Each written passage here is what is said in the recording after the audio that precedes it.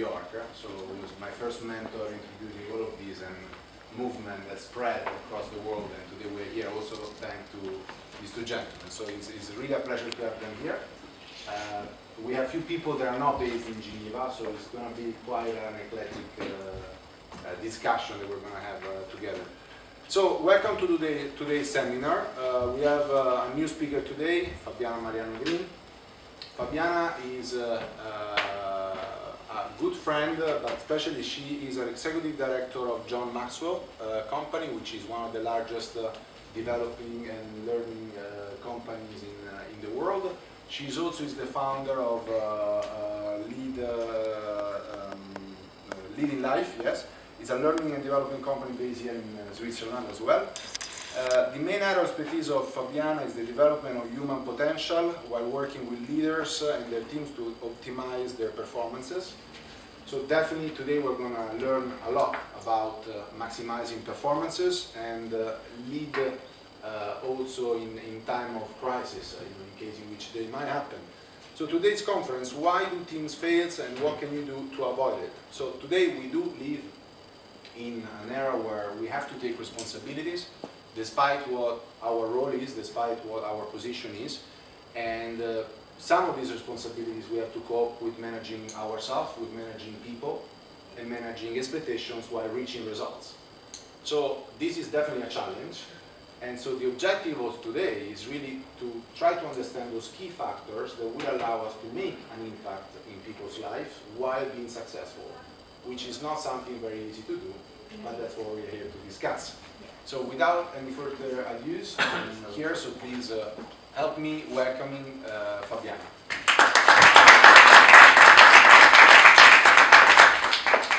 Thank you Fabrizio for inviting me.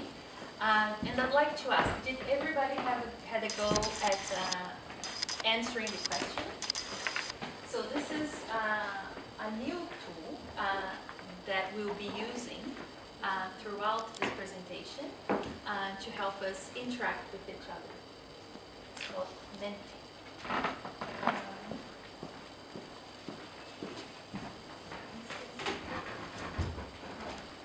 so,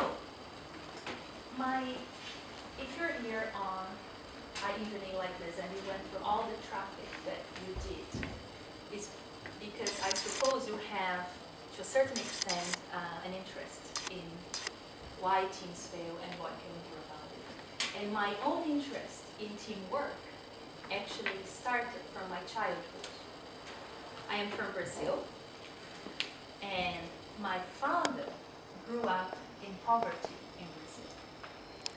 And when he was 10 years old, he left school and he started collecting cardboards on the road in order to contribute financially to his family. He's a brilliant man, and he managed to break himself out of this poverty cycle. And he became the general manager of a bank in Brazil. But it turns out that in that environment where he's spending most of his days and where he actually spent most of his life, he started facing a different kind of poverty. And as a child, I remember him coming home every day feeling completely drained, mentally, emotionally, spiritually.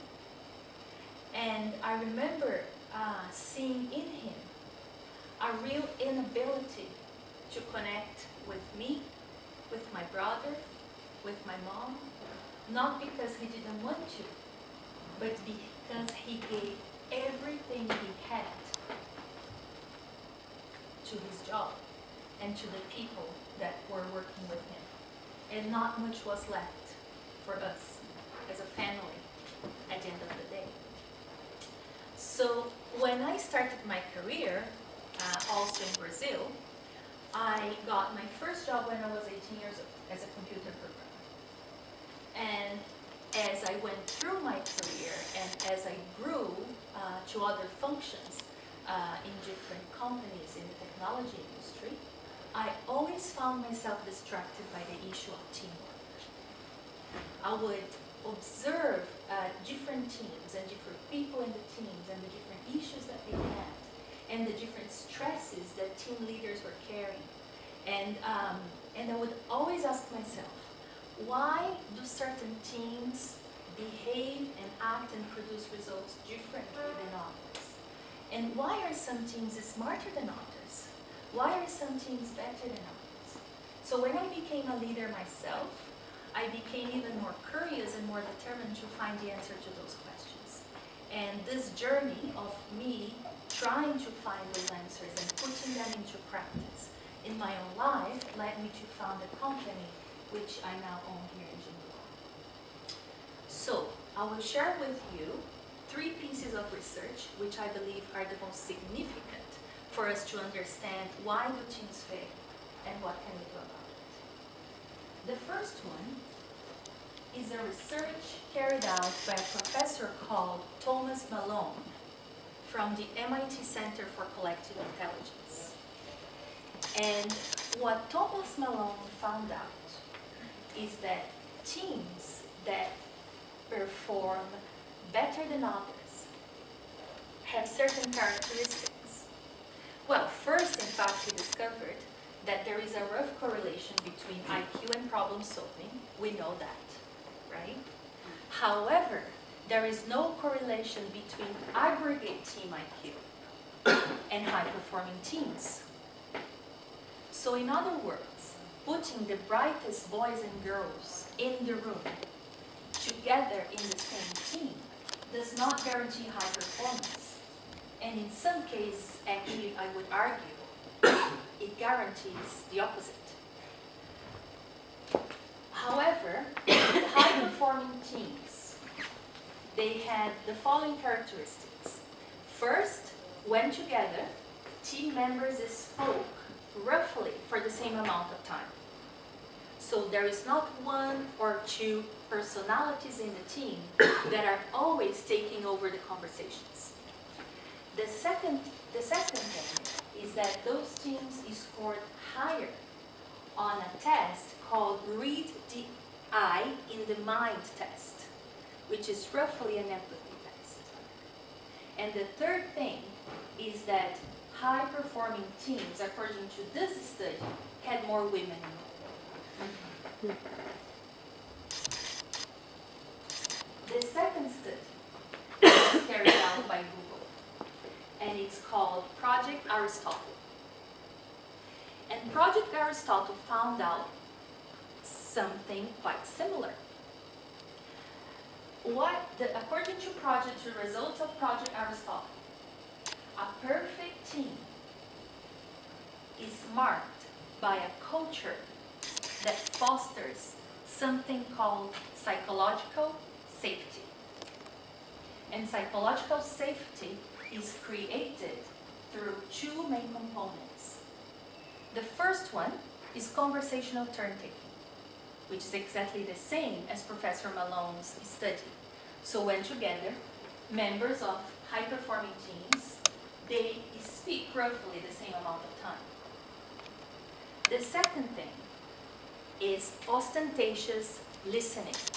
So it's not enough for me as a team leader or a team member to simply allow people to talk, but how I listen actually matters. And this is achieved through small actions. For example, closing down my computer while I'm speaking with you so we can have eye contact. And at this point, the question then becomes, which kind of leaders do these teams have? And is there one particular skill that the leaders of those teams have mastered and practice on a daily basis that allow them to create such an environment? And here again, the answer is yes.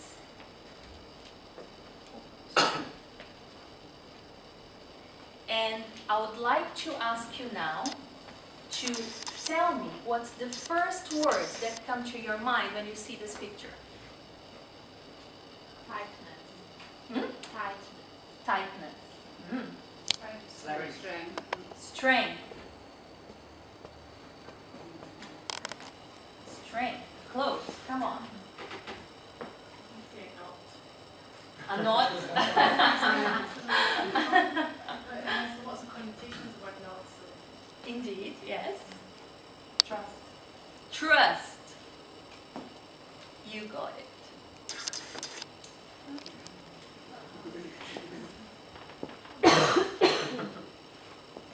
Congratulations.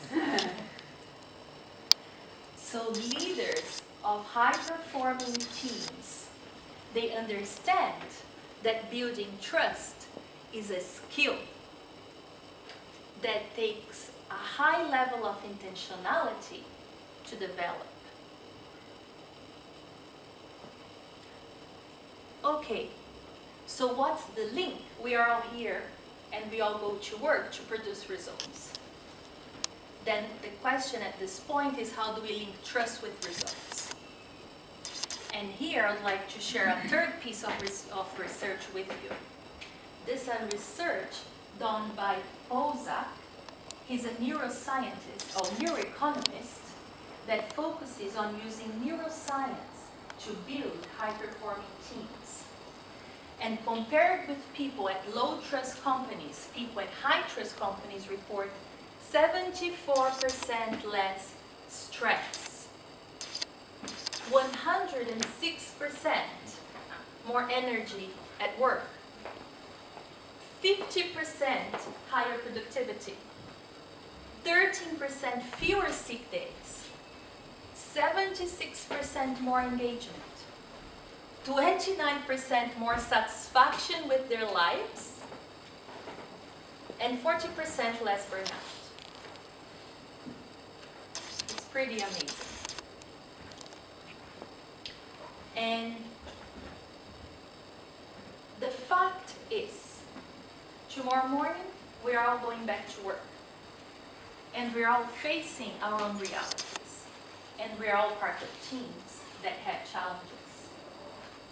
So how can we start a journey towards building that kind of environment? And this is where I would like to introduce to you a model developed by Patrick Lencioni called the 5 dysfunctions of a team.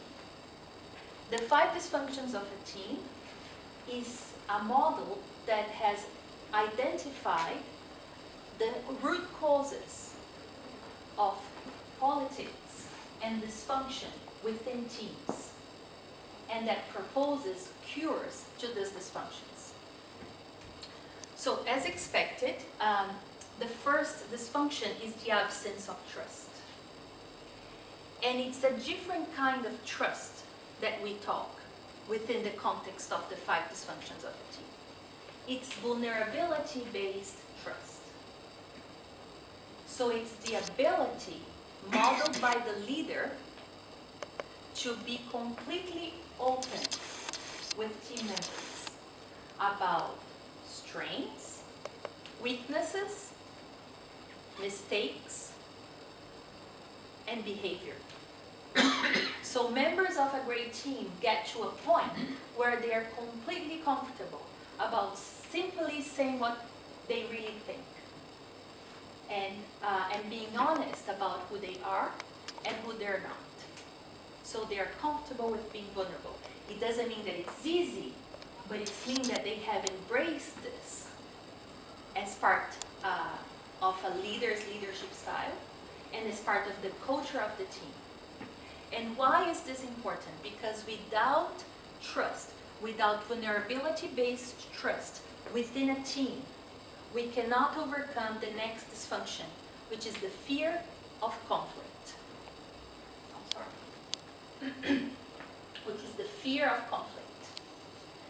And again, members of great teams, they do not hesitate to engage into open, passionate debates about the things that matters most to the team.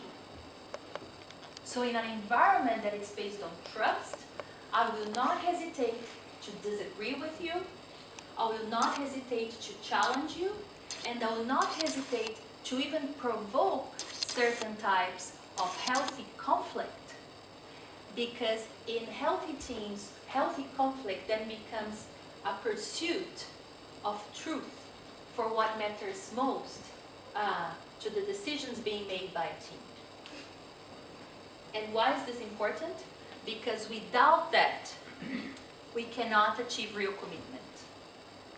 Real commitment is achieved through buy-in and clarity. And real buy-in cannot be achieved in an environment that preserves artificial harmony. What team members don't say in front of you or around the team, they will end up saying on your back. They will end up saying in the corridor. And that's how toxic, that's how we start creating toxic work environments. So so commitment is achieved through buy-in and through clarity. And why is this important? Because without real commitment that is achieved through this process, we cannot overcome the next dysfunction, which is avoidance of accountability.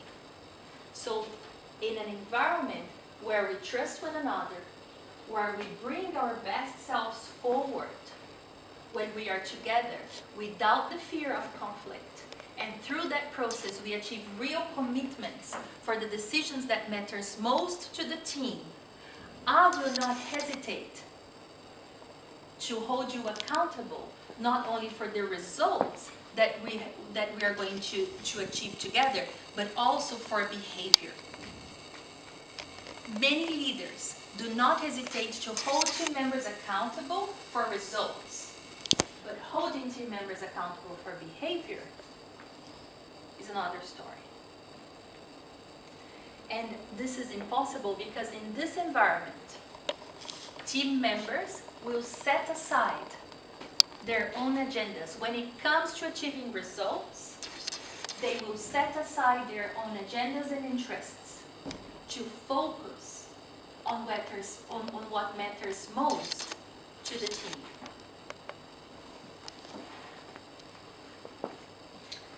I'd like to ask you to read this because this is just an example that happened recently to me, where I went through this whole model during a conversation that I had with a team member. I looked at this picture, and I thought it was really funny. And I just thought, oh God, this is really funny. This is actually from a book called Work Rules. So somebody that I work with that reports to me, and actually he was passing by, and then I looked and I said, hey, look at this. Don't you think this is funny? And he didn't laugh. He was actually very serious. At which point I said, oh no. He looked at me and he said, this is exactly how I feel when I'm working with you. I kid you not. The first thing that came to my mind was this pyramid. Because I said, that's great, we must be doing something right for him to come to talk to me with such honesty. And I was so humbled because I teach leadership and I'm a student of leadership for 20 years. And still, of course, I have so many blind spots. And do you know why blind spots are called blind spots? Who knows why a blind spot is called a blind spot? Because everybody sees it, except you. So in that one conversation, I went through the whole model in my mind, and we had a discussion about what are the kind of behaviors that I had that was making him feel this way, And I held myself accountable for changing those behaviors, and I asked himself to hold me accountable for changing my own behavior. Measures how the team is doing in these 5 areas, and we start with some pre-work, which is the book and assessment, and then it goes for a 1 day or a half a day, 1 day or 2 day workshop, and we engage into a process of 26 weeks to initially try to overcome these 5 dysfunctions. So now, I'd like to ask another question.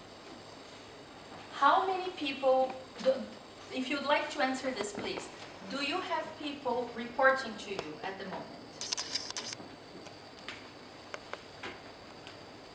So are you a leader in your organization?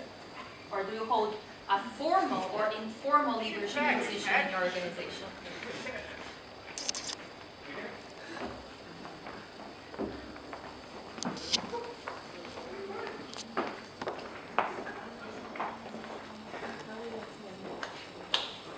Yeah, so we have many leaders in the room.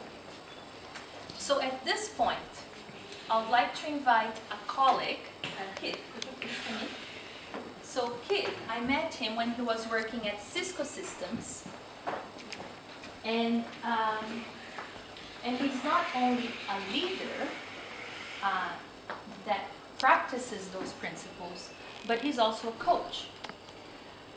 So at this point, I would like to go back and have a conversation with Pete so we can get his point of view from a practitioner. Practitioner. Thank you. That's why you brought me here. Oh, thank I'm you. done. I'm done. Perspective. I'm not going to say that word again. And I'd like to take us back a little bit and ask a couple of questions, or actually I'm going to ask him 3 questions on the subject of trust, because it truly is the foundation of all relationships.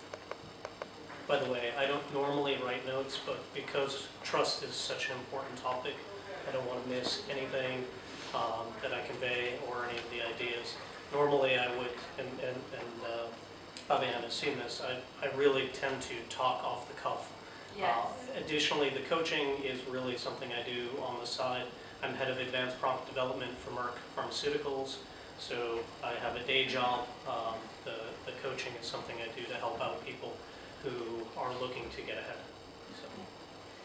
So Keith, you've been managing for several years. About 20. 20 years. Yeah. Oh my goodness. 1 or Okay. 2. And I know that you started a new position at Merck not too long ago, Yes, and I suppose you inherited a team, I did. right? When is starting as a leader, as a leadership position in a new team that already has a history, and we don't always know what that history is, what do you think are the first actions that a leader must take in order to build trust? So in other words, on a daily basis, how do you manage for trust?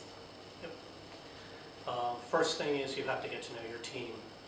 One of the things you may hear me say over and over again is that you're not a leader if no one follows you. I don't care what your title is. If no one is willing to follow you, you're not leading. And I've seen people who are level 1s coming out of university who are more leaders than executives, because the executives are leading by using fear, and fear doesn't help. Fear makes people want to go away from you. They don't make people want to work for you. And so the first thing I would establish is an environment of transparency. And sometimes you'll hear leaders talk about this. What does transparency mean? You want to be as clear and as open with your team as you possibly can.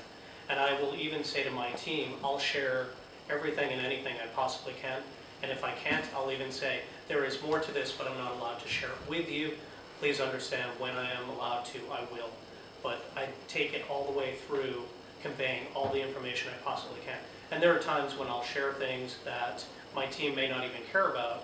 Sometimes in engineering, teams don't necessarily want to hear about the financials, but it gives them insight into how the business is doing, how the health is, and so that helps them understand more about the environment that they're in. That also indicates how they're going to interact with the salespeople.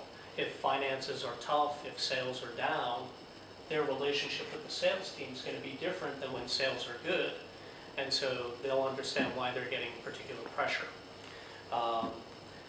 Something that's really critical, and you don't necessarily see this in all leaders, and this we found, Cisco did an interview of all employees, and the number one characteristic that builds trust with leaders is leader having your back. And it sounds simple, but making sure that you have the back of every person on your team, you're not throwing anyone under the bus in leadership meetings, but rather you're protecting them, you're making sure that they have what they need to succeed. And a current example of this is we just went through what are the core behaviors we expect of our team members, and we communicated that to our team. And then I went to my team meeting with my staff, and I walked through them again, and I said, if there's something up here that you're not doing, or you don't have the opportunity to do, such as one of the things is communicate with CEOs and VPs of our suppliers. It's my responsibility to get you there. So if you're not doing it, and there's a gap and I don't know about it, let me know. I'm the one who has to help you, and I can't hold you accountable if that doesn't happen, which means I have to stand in front of my leadership and say, I didn't make it happen, not they didn't do it. And so making sure that I'm covering them in all aspects, and they know that I will, is critical. Listening, so you guys have probably been to a lot of leadership classes, I would suppose, and so you probably hear a lot about listening and active listening. Yes? Yeah, some people are bobbling yes, so I won't dive into it, but it's really critical. But then the next piece is, as you're learning your team, you're building a relationship, so it's also asking questions. It's not just, you tell me you went on vacation and you had a great time, and I say, oh, so you had a great time, that's wonderful. Do you get anything from that? But if I say, where did you go? How did you feel when you guys did that? Yeah. Now we're engaged, right? And we're having a dialogue. Yeah. And that makes a difference with people. Not, gee, hey, welcome back, I'm glad you had a good time. Okay, Yeah. let's go to the next office. And if I could link that with building trust, Yes. Trust is transacted when a person feels understood. So imagine that in every single relationship that you have in your life, trust is like a bank account. So we have a bank account with every single person in our lives. And trust is transacted when within that relationship, our communication makes that person feel seen, heard, and understood. So that's the purpose of active listening in the context of building trust. Absolutely. It's funny because in one of our other questions, I have the bank account analogy. That's why I smile. didn't know. We are synchronized. So, well, that comes from a book. So. Sorry, I stole that. No, that's okay. That's okay. So this is the first time we're doing the exchange. So Fabienne sent me the questions, but she doesn't know what I'm going to say, which is scary, I'm sure, for her. Because I trust him. So the other big piece, and you'll hear it over and over again, communicate.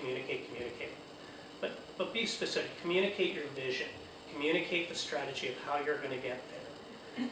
And then communicate how people fit into that strategy. People need to know what they're doing, why they're doing it. And so you're giving people a reason to come to work every day. And then the other piece of that is when you have a vision and you have a strategy, and some of the people who are leading know this, say what you're going to do and do what you say. So I call it the say-do ratio when I coach people. You want to make sure you have a high say-do ratio. If you say you're going to do something for your team, you're going to get that done. And they know that's going to happen. And that builds trust. And they want to do the same for you. They want to make sure that if they're telling you something, they're following through. So far, any questions? I have a question. Okay. question is, what about vulnerability? Yes. And do you, as a leader, we all work in competitive work environments. Yep. Do you feel comfortable going to your team and saying, I made a mistake? What's this one say? Make personal connection. Make personal connection. See, I had to show her because so vulnerability is that's you're making your personal connection. And so I visit people every day. I talk with them. Unfortunately, I tell them a lot of stories. And there's a joke that, excuse us, this may be too graphic, but I have a joke with my team members that they're chewing their leg off to get out of my office because I'm telling them so much about what I'm doing in my personal life. And I'm opening the door for them to share. They can share, they don't have to, but I want them to know it's okay. And so by opening myself up, I do that. Now, this is one of the items you and I had a dialogue about, authenticity. Everybody read lots of stories about authenticity these days? Yes? Yeah. It's like the hot buzzword. Authenticity is a dagger. It has two edges, right? One is you're sharing and you're opening yourself up. But the real people who write the articles about that, the really true experts, will tell you, you only share though what is important and what you know won't jeopardize your position with those people. So you're not going to share anything that might leave them feeling, oh, my leader isn't strong in a particular situation. And I can share a story. I was telling Fabian about a woman that I worked with. She was supposed to, I was hired in, and this was very hard for her. What would you think if someone cried in a meeting? Would you say, that's my leader, I'm proud of that person? No one's saying yes. Preferably to be avoided. So what I did was, I told her when she felt frustrated like that, what I wanted her to do was to excuse herself from the meeting, doesn't matter who it was, go to my office, even if I'm in there, and that was her safe zone. No one could see her, no one could hear her, let out whatever she needed to, gain her composure, then she could go back. Not the bathroom, because she had the opportunity to run into other people there who could have been reporting to her.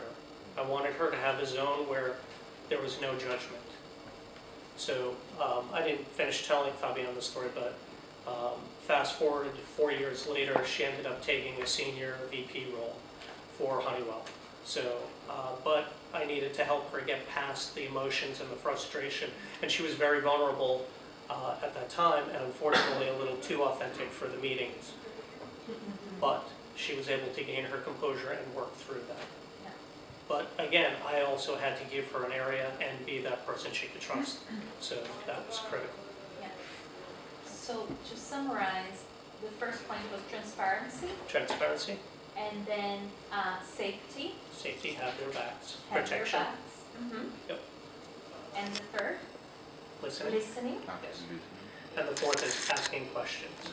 Yes, Engagement. asking questions for personal connection. Yep. Perfect, thank you. So the second question now is, have you, as a leader, have you ever been in a situation where you felt trust between you and the team member had been compromised? Right. And you, as the leader of that team, had to act quickly to regain trust? Yes. Now it's funny, I had her ask me this one on purpose because, to be honest, I haven't had a lot of mistrust between my team members and myself. I would probably say I have more upward mistrust. And on the last one, I'll talk a little bit about that. With the lower ranking people, though, and this is even with the higher, getting trust back quickly, and that was why I wanted to do this one.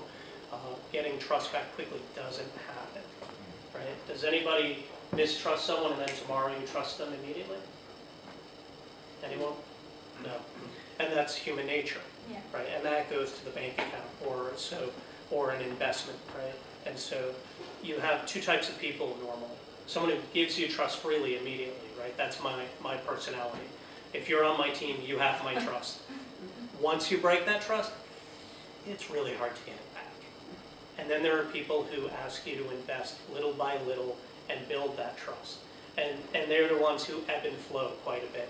And you can break the trust, but it'll drop, and then you have to chip away back, right? And those who give freely, you tend to get a big amount. And there's give and take there, but if somebody really spends it out, it's really hard to build that back up. And I know that that's a personal flaw of mine. So working with people, I struggle there. Now, when that happens, step one is you have to understand why they believe trust is broken. Was it something you did? And I'll give an example. I had a boss who actually misappropriated funds from our project accounts. He was fired, but then I wasn't trusted because I worked underneath him. None of us who were underneath him were trusted, and we were constantly scrutinized. And so I took it to my new leadership and I said, why? What have I done? Well, you haven't done anything. Okay, so what do we do to repair this? And so we put in a plan of how we work together to move it forward. With the people on my team, they know they have my trust, and I actually find they perform really well because they have the trust. They don't have to fight for it immediately. So I find very low incidences of people breaking that. And when they do, normally we can have a discussion. And this is the important thing, and I know you mentioned it, have the tough discussion. If you have someone on your team that either feels like you don't trust them or they don't trust you, go to the heart of it. Find out why. Have the hard discussion. You may not be able to find a common ground, but then you have to say it's okay to disagree, to figure out how you move forward, and put a plan in place to move forward. So, is that helpful? Yes, super. You aren't a leader unless people want to follow you. Right? And I hope that makes sense. Does that make sense? Yeah. Yeah. Okay. I want to make sure people are comfortable with that one. On here, I wrote there's an old American baseball player named Yogi Berra. And I'm not going to do sports analogies. That's like one of the catastrophic things American people do. They come to Europe and start doing sports analogies, and it's really embarrassing. But they called him a philosopher as well. And one of his sayings was, everything takes longer than it takes. And it sounds silly, but if you think you're going to establish trust quickly, or if you think you're going to build trust back quickly, plan a long journey and make sure that you put a plan in place for doing that. Don't assume that I'm going to do a few things, a few quick wins, and I'm going to get that trust back. It is a long journey, and it took me a while to gain trust from the business again, to show them I had the business's best interest and that I would never do anything to do anything unethical in the business.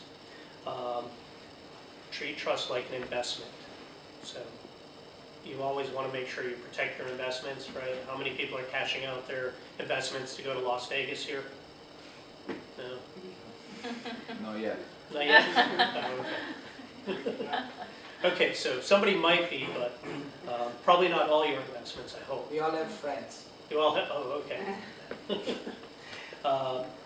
And then you're going to have conflict, right? And so I'm assuming people here are either leaders or aspiring leaders, yes? One or the other?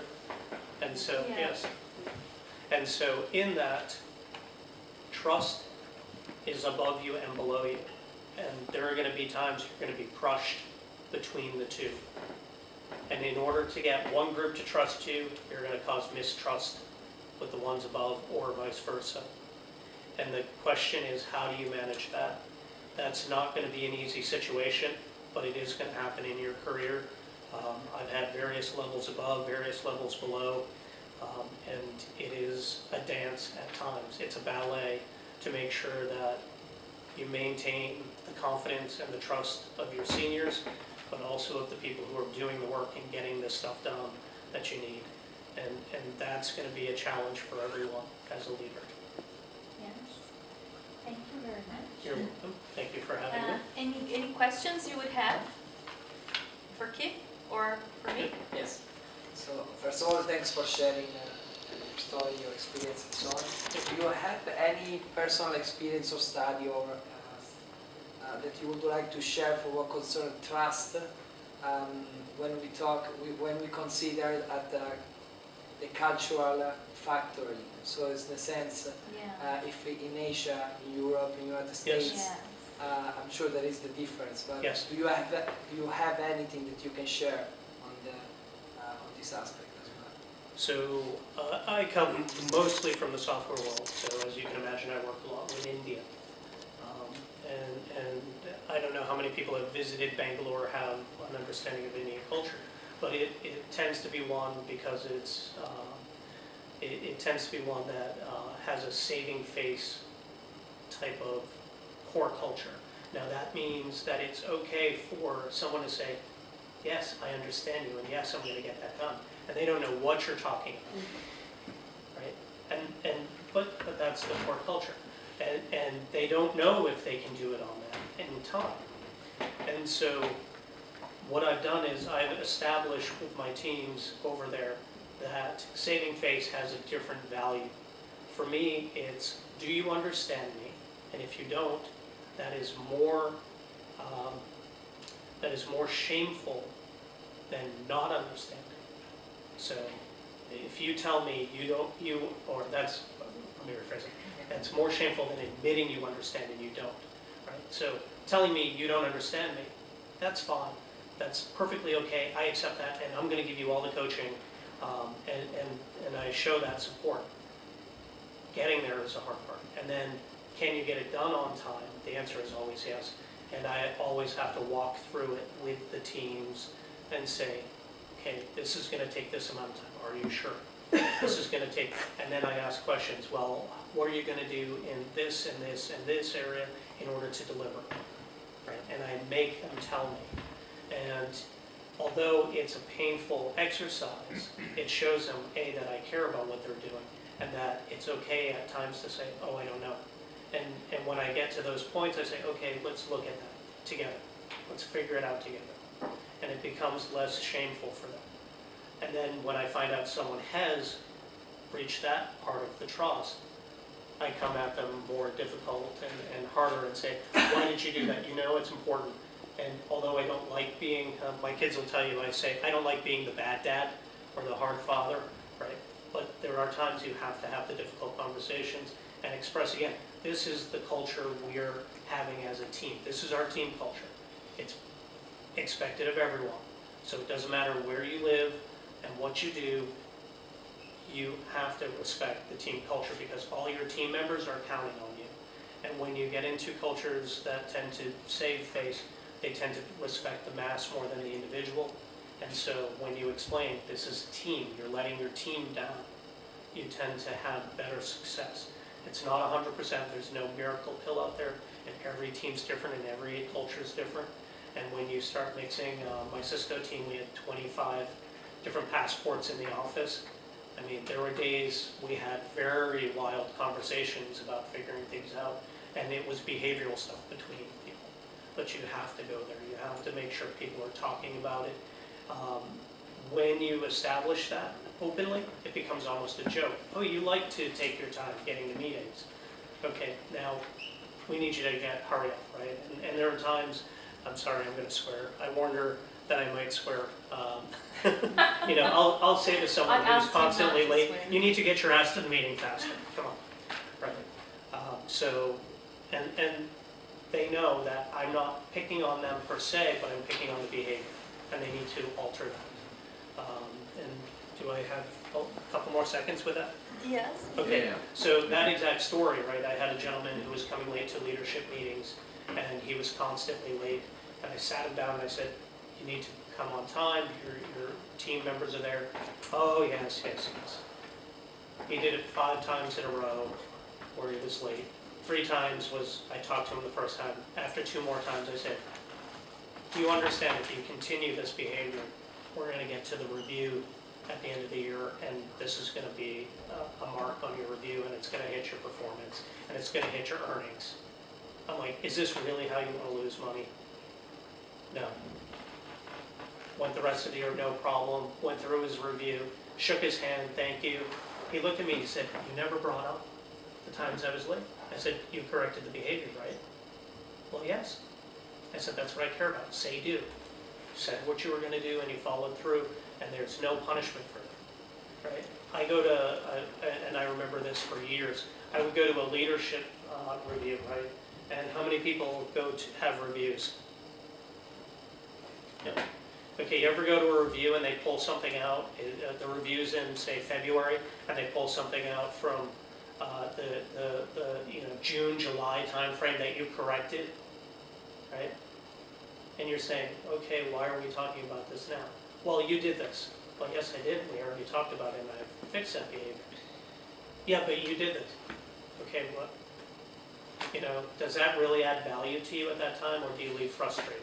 Yeah. Anybody leave frustrated? I know I do, so I'm assuming others do. So, and that's, to me, part of building your trust with your team.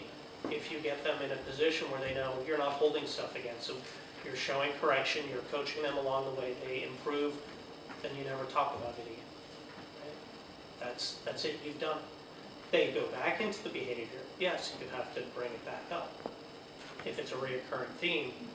But if they're correcting themselves, you want to encourage them. And at the end of the year, you'll find you just got a big bucket of trust because you didn't sit there and nitpick everything they did through the year, but rather, here are the two things that were consistently things you need to work on. And the other things, you either say, hey, great job improving them, or you don't even talk about them. In this case, it was better not to talk about it, and that worked out. In other cases where people have incrementally improved, I pointed out, you did this, you did this, you did this, that was awesome. And that's why I'm scoring you this on this ranking. And from a 5 dysfunctions of a team perspective, this is the kind of conversation that we have as a team when we are discussing the subject of trust. Because we actually have, I use a research that details 7 behaviors across 8 different cultures and how the different cultures exercise those behaviors differently. So the purpose of the work is in fact to have those conversations proactively so we can detect issues in advance and within the team establish a new culture exactly as he's describing. Right. So this is your culture and we respect that, but when we come together in this specific work environment, this is our culture. And these are the rules and norms and behaviors that we expect you to respect within the team culture. And it's a very easy conversation. Everybody immediately buys in, if done proactively.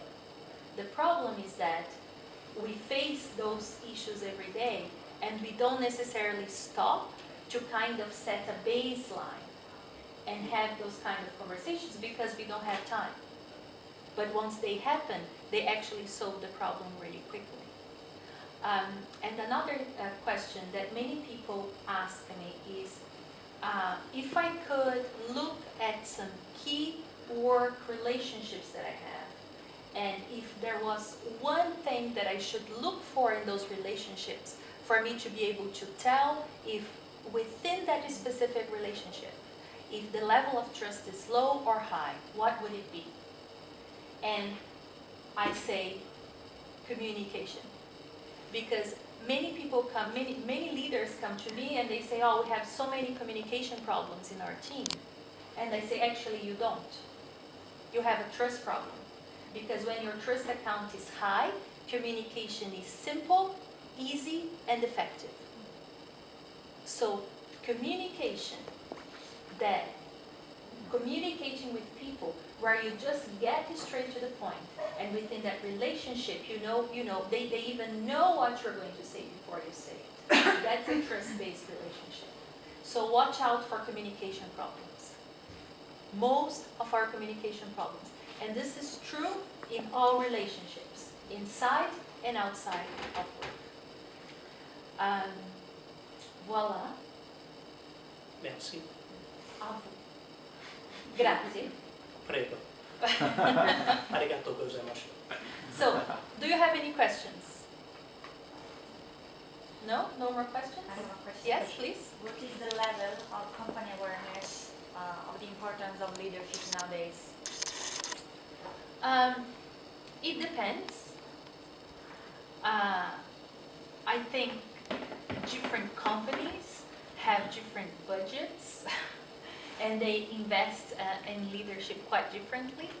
I know that in the technology industry there is quite a high investment when There it is. comes to leadership development. Pharmaceutical as well. Pharmaceutical industry as well. In the non-profit sector, unfortunately, much less. And that's something that I see all the time. So, for example, I go to work for the UN, and I see that there is not a leadership development culture in there, and that people are really struggling, and there is a lot of workplace suffering, in fact, because leaders, they have not been equipped to actually deal with people well. They get to leadership positions because they have brilliant minds, because they're brilliant scientists, because they're brilliant in their own fields, but they have never been trained to actually lead people, deal with people, understand people, realize a person's potential.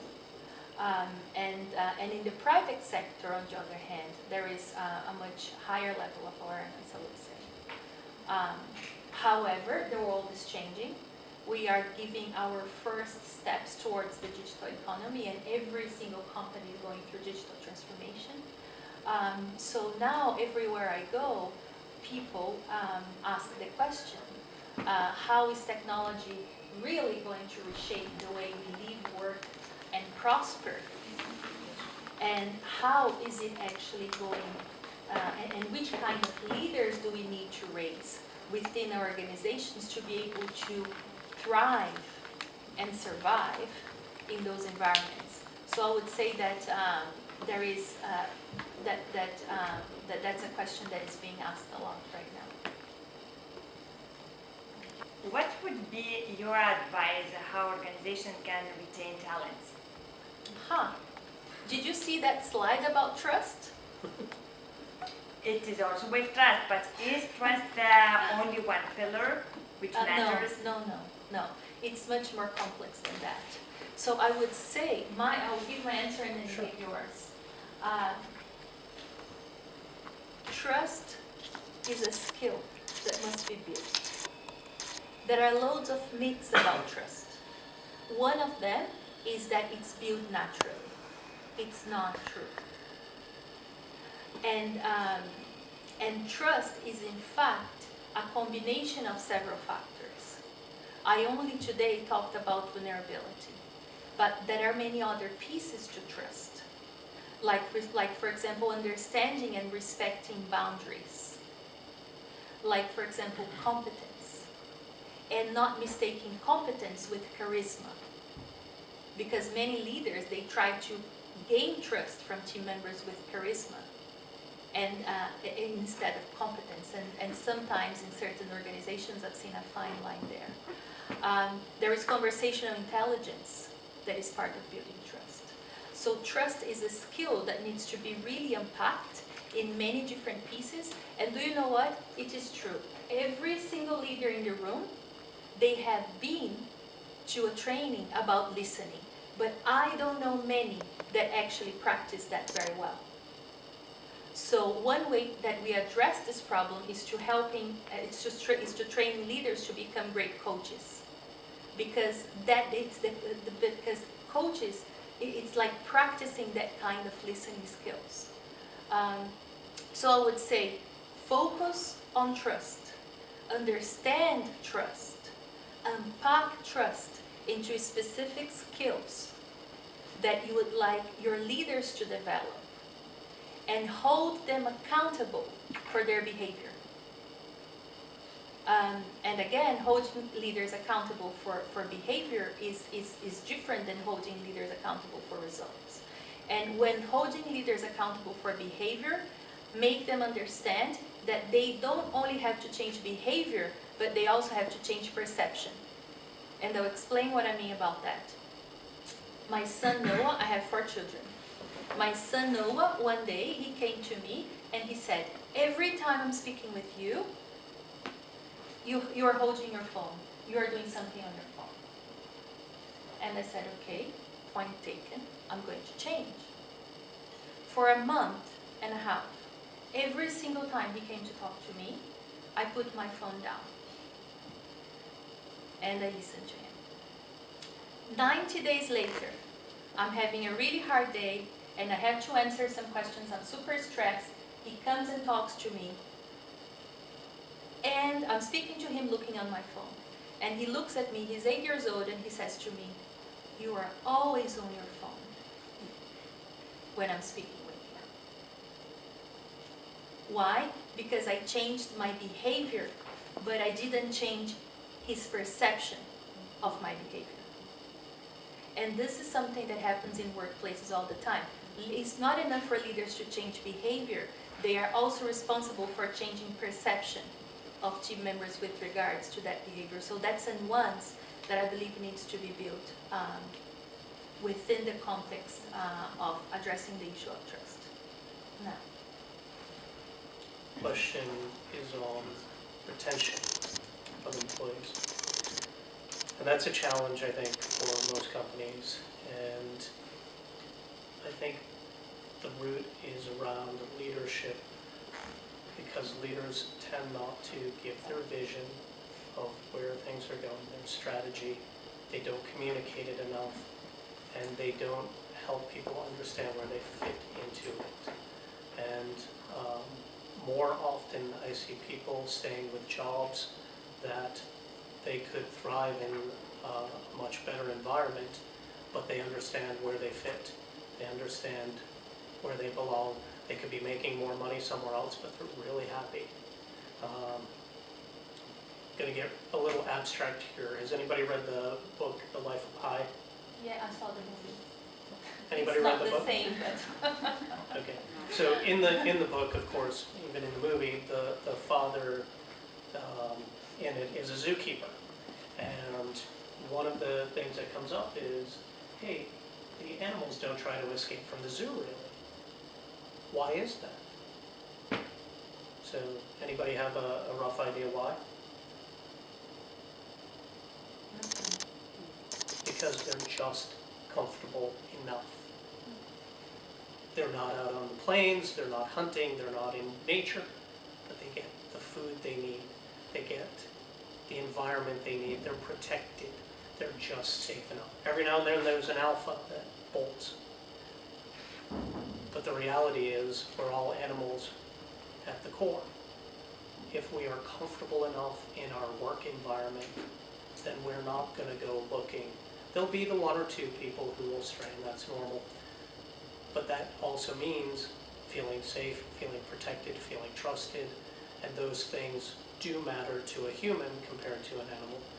But also, even if you look at the most of the stuff that's coming out about open spaces now, right, compared to closed offices, right? The idea was people were going to work closer together, but they don't, right? They send more emails.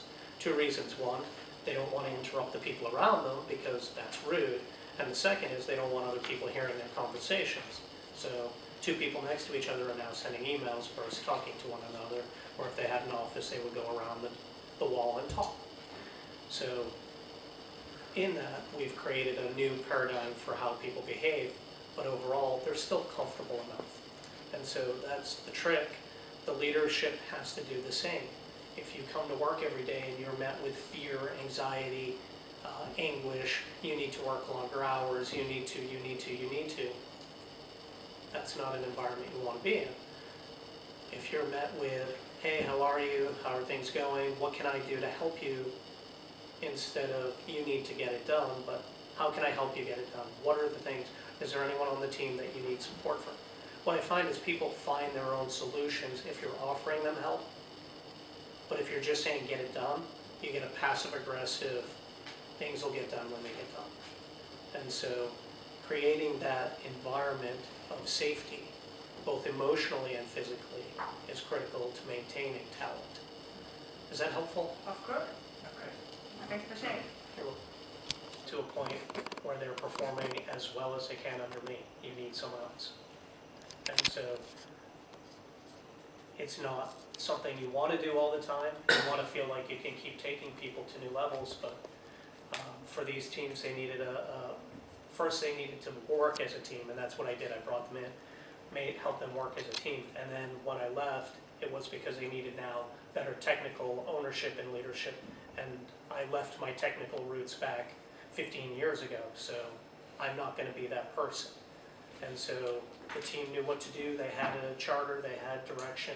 They just needed someone now to step up and bring them to that next level. But that's not easy to do either. And you may face that in your career where you say, what am I offering this team? If I'm not offering anything, should I really be their leader?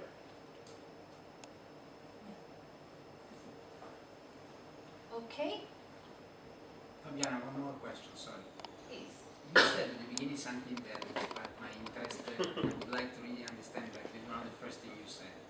You said basically that it was proven that teams that have a higher percentage of women perform better. So the reality is I would like to understand the why behind this. Well, in that particular study, they don't know if the reason is diversity.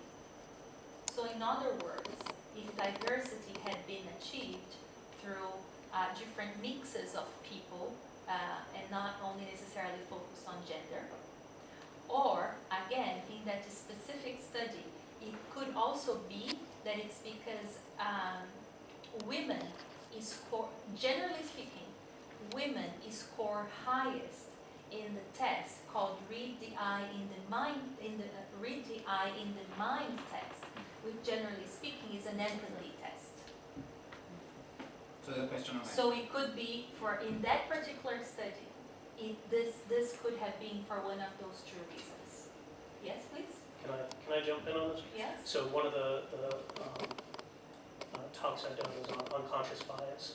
Yeah, actually we met on a diversity and Yep. inclusion event. Yes. And in there, if you look at the GDPs of countries, and when women enter the workforce, there's actually an acceleration curve of the GDP from that. And it's pretty fascinating. What you find is, so for years we've said men and women are different, right? And we are.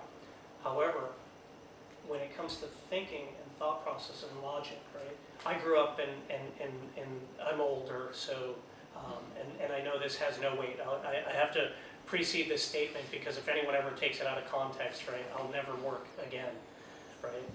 And that is my aunt was a biologist, so I grew up with strong women around me, and I understand that women are way more capable than they were ever given credit for in the past.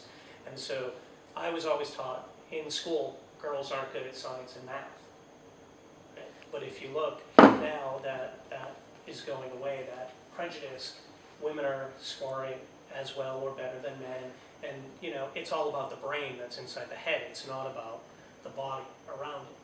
However, the point that Fabiana just made is that women have a natural higher emotional intelligence and ability to empathize. And so what used to be, oh, women are more reactive and they're more emotional. Well, it's that they're more sensitive to the emotion, which makes them actually better leaders for teams. They actually look at the team and they understand much faster. I have to work my butt off to understand my team, and I don't always get it. And I've worked with some phenomenal women leaders who they can put their finger on the pulse of everyone on their team in minutes. So that's why you see an increase of women in leadership. And as we break down that barrier, that's going to continue. Now, what will happen for men? We're still valuable, we still can do things. It's not that we should be thrown out. And I'm not just saying that because I'm a man. We see things differently, we organize things differently, we think of spatial relationships differently and timelines differently. And that's okay. The true strength, though, is mixing that diversity. And if you take the woman component out of it and just say culturally diverse teams outperform homogeneous teams every time because you get new ideas, new ways of thinking. Every culture brings something different and beautiful. And if you look at what Apple did, right, and you read Jobs' biography, it's centered around his travels in India, right, experiencing a different culture and bringing that back. It wasn't just about, he grew up in California, you know, in a little community. He went off and he wanted to know more about the world. And I think Europe is really blessed because there are so many cultures so close by, and I hate to say you're forced to experience it, right? Growing up in the US, we didn't have that, right? It's, you drove to the next state, everybody spoke the same language. There were cultural nuances, but nothing like dramatic different than, you know, driving 5 different villages away in Switzerland, finding a different language, or doing the 3-hour drive into Italy, and oh my goodness, the food's wonderful, the culture's different, the people are different. And so when you bring all of those people into the same office now, and they're working, they're bringing that magic of their culture in, and their perspective and how they think. And yes, you're going to have to deal with the good and the bad of it, but just overall, that diversity actually helps people perform much better. So I hope I took the woman component out of it and just, but gender and culture and all of that, it makes a huge difference in the environments. I never appreciated the fact that people differentiate women and men. For me, it's the same, it's the individual that counts, and that's what we should look. For me, the difference that I really saw in empathy Yes. is in different nationalities, at different level of empathy. And that is true too, that is absolutely Absolutely. true. But then, when I look at the people that I believe have the least amount of empathy, Yes. they are among the most successful. So, I make you an example. I think that, for example, Brazilians have a lot of empathy. I mention Brazilians because you are. And I think, and I'm sorry, I don't want to stereotype, but for example, Germans don't. Yet they are unbelievably successful, and Brazilians not as much as they should for the potential they have. So that's why for me one negates the other, even if I do believe, like you correctly said, as part of what you said, I agree 100%. In my opinion, women do have, because of their role also they have in society, they have developed abilities that we don't, and one of these is the ability to have more empathy, but not always the two things coincide. So, like I said, for nationalities, I give you the example. Well, here's an interesting thought for you, right? So if we all go back to, say, the 1950s, right? And women, for the most part, were homemakers, right? Why was that? Well, if you go back to prehistoric time, the women stayed back, they were the gatherers and the men were the hunters, right? So this is going to get a little edgy, maybe, right? Why were men the hunters? Because they didn't know how to do anything else. No, we were expendable. We were expendable. It's good because we're putting men You down. wanted to build, you wanted to build your tribe, you needed women. You didn't need so many men, so men could go out and die on the hunt. But fast forward, right, who were our treasured resource, women, all of a sudden became thought of as down here when they were the goddesses who brought life to us. And so when you change the perspective of, oh my goodness, all of a sudden we're looking at women from a different angle now, and the idea that, hey, maybe something changed, but it only had to do with protecting the fragile male ego. And for me, I have a hard. And the reason why they bring me in is because I bring a neutral, completely different perspective to the things that they see. And the reason is because again, I'm going to generalize, but women, we have a different kind of vision than men. And when we come into a room, we exert. So just a few weeks ago, I was brought to a company. I was invited by the CEO of a company. He's a very young man, and he's starting that leadership position. Organizing this meeting, because actually this has been my idea. I met Fabiana at a conference, and I sort of headhunted her to give a speech to you, and I'm happy this happened. I really apologize. I didn't spoil it on her. No, I'm sorry that we have not met earlier. Probably I would have also involved you, but someone did it, so I'm glad for that. I apologize for the delay. For business, I was at Palais des Nations and I could not get out earlier. But I would have a question. Have you met some leaders, which really, could you name some leaders which had an impact on your life? And maybe also making you think, oh, I would like to work and to deepen my knowledge in leadership. could you name them, and eventually which were the strongest values that you have noticed and that struck you? Thank you. It's your presentation. He's actually here in the room, so I'm glad to ask the question. It's my husband, Alistair. He's there.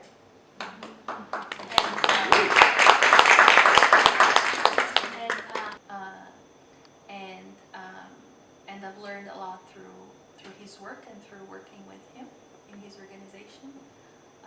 Because what you read in his... I've seen him in 5 years, but when I used to go back to the U.S., he would always make it a point to visit with me, and we would sit and chat and have lunch together, and he would ask what I was doing and how I was doing.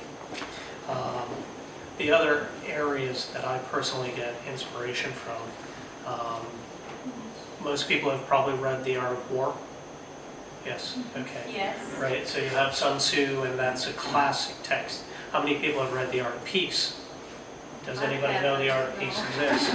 So, Morihei Ueshiba, who founded Aikido, wrote The Art of Peace. Read The Art of Peace, juxtapose it with The Art of War, and you find a balance that shows itself up in what's now called game theory. And so when you take The Art of War, it's really, it's about being and driving and strategy against your opponent, right? So that's your win-lose. The Art of Peace is about the win-win. And when you put the two together, you end up with a lot of what happens and what gets described now in modern game theory. And so that, to me, has been, those two combined, plus the teachings of Hal, have had huge impacts. Now, I had great professors, I've had great mentors through my life. I have people that I can reach out to. There's a gentleman named Bradford Golddance, who he was a professor of mine, and I've asked him questions through the years, and he still answers. He invited me to be part of the R&D 100 award panels as a guest speaker for doing portfolio prioritization. So, it's kind of come back now that I've asked him so much in the years, he finally asked me to do something. And another woman named Johanna Rothman, who's just been an incredible inspiration from the software area. And she's an independent consultant now, has been for a number of years. And so these are the core values she brings is deep knowledge and an ability to connect people. And so, they say from your parents, you either get the good or the bad, right? I'm hoping from my mentors, I've gotten the good. Great, thank you very much. You're welcome. Very good.